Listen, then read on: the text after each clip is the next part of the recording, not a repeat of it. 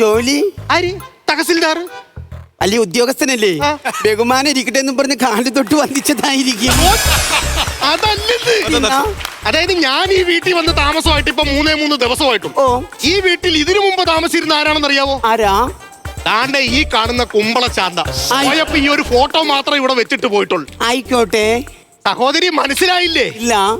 ഈ പെണ്ണുമുള്ളയാണെന്ന് പറഞ്ഞോണ്ട് ഞാൻ കുളിച്ചോണ്ടിരുന്നപ്പോഴത്തേക്ക് എന്റെ കാലേ വന്ന് ഇയാള് കയറി പിടിച്ചത്. മനസ്സിലായില്ലേ? ഈ പെണ്ണുമുള്ള കുളിച്ചോണ്ടിരുന്നത് ഇവളാണെന്ന് കരുതിയിട്ട് എന്റെ കാലേ വന്ന് പിടിച്ചത് ഇവൻ.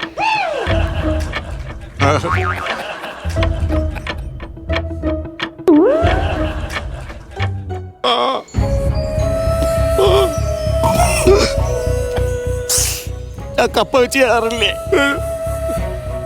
കുടംപിള്ളി ഇട്ട് മീൻകറി വെച്ച് തരാറില്ലേ? തൊട്ടിലി കിടക്കുന്ന കിച്ചുവിനെ ഓർത്ത ഇല്ല. അച്ഛനെ അമ്മയെ ഓർത്ത ഇല്ല. എന്നിട്ട്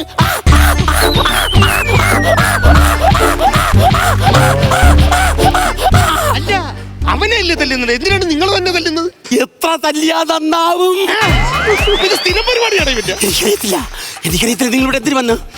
സത്യം പറയാം. ഞാൻ ഇതുവരെ നടന്നു പോയപ്പോഴത്തേക്ക് 2 മുയല് തുള്ളിച്ചാടി പോണം. നിനക്ക് മുയല് ഭയങ്കര ഇഷ്ടമാണെന്ന് എനിക്കറിയാം. ഞാൻ ഈ മുയലിനെ പിടിക്കാൻ ഞാൻ ചെന്നപ്പോഴത്തേക്ക് ഈ ബാത്റൂമിൽ എടുത്ത് മുയലിനെ കാണാനില്ല. ഞാൻ നോക്കിയപ്പോൾ സോപ്പും പതാണ് ഞാൻ അറിഞ്ഞില്ല. മുയലെന്ന് പറഞ്ഞ് കയറി പിടിച്ചതാ. എങ്ങനെ ഇരിക്കും ഈ കിടക്കിന്? ഞാൻ ആ ബാത്റൂമിൽ തുറന്നു നിന്ന് കുളിക്കുമായിരുന്നെങ്കിൽ ദേഹത്ത് മൊത്തം പതയുണ്ടോ ഇപ്പൊ ചെമ്മരിയാടാണെന്ന് പറഞ്ഞോണ്ട് ഇവൻ എന്നെ ട്രിം ചെയ്ത് വിട്ടുതരാം. അവൻ എന്നിട്ട് കഥ പറഞ്ഞിട്ടില്ല, മുയലിനെ കയറി പിടിച്ചെത്താ. ഞാൻ നിങ്ങളുടെ അടുത്ത് ഒരു കാര്യം ചോദിച്ചോട്ടോ.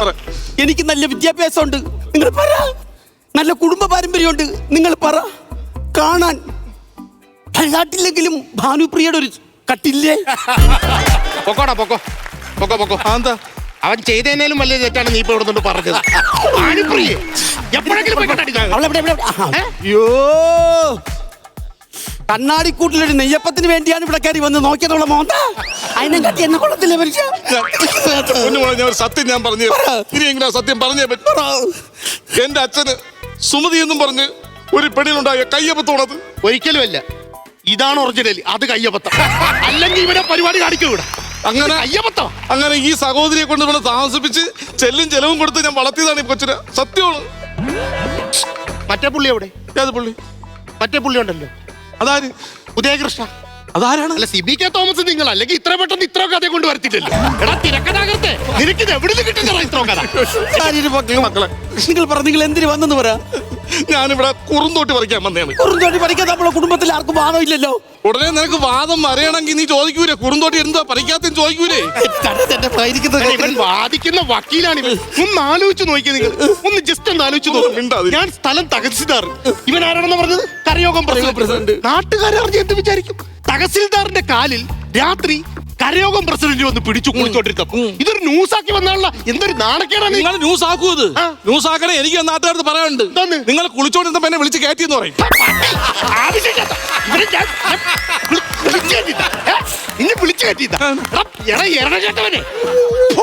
ഇവനെ വിളിച്ചു കയറ്റിയത് ഇവൻ എന്ത് വർത്തമാനമാണ് ഈ പറഞ്ഞത്? ഞാൻ ഒരു കാര്യം പറയാം.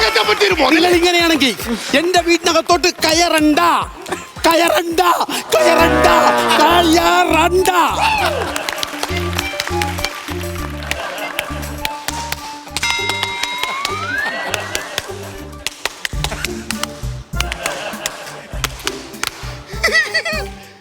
കല്ലറ ഗവൺമെന്റ് ഹയർ സെക്കൻഡറി സ്കൂൾ